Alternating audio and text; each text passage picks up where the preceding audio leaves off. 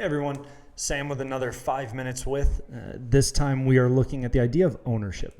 Dale Carnegie, famous businessman, tycoon, said people take ownership, people support, the exact quote was, people support a world they help create.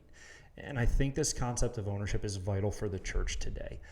I think it's something we saw in the early church, and we've seen at different moments throughout church history. And I do believe that when you look at church history, we see the church being collectively most effective in our mission as the bride of Christ, as the ambassador for the Lord, as ministers, as stewards, when there is collective ownership. When it's not, okay, well, that's something for you to worry about and you to take care of, but no, that's something for us all to take care of.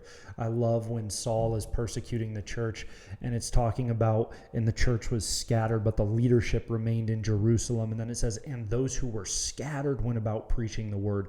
The individual members of the church took ownership for the spreading of the gospel.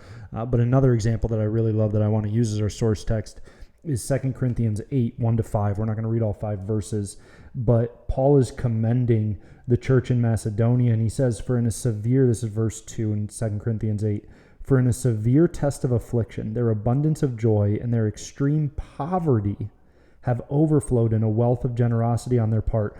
For they gave according to their means, as I can testify, and beyond their means of their own accord, begging us, this is the verse I really want to hone in on, verse 4, begging us earnestly for the favor of taking part in the relief of the saints.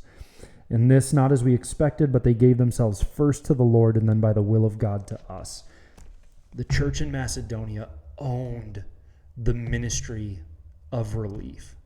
And what's he make a point of saying? Out of the abundance of their poverty, out of their extreme poverty, they had every excuse to say, you know what? We're going to let you guys own this aspect of the ministry, but we're not going to. And instead, because of their devotion to the Lord, they begged them, no, do not deprive us of this.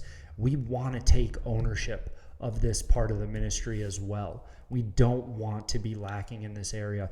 And I love that heart of ownership. I love the heart of ownership of those who were scattered when about preaching the word. And so I have a very simple question for you, and this is going to wind up being far shorter than 5 minutes.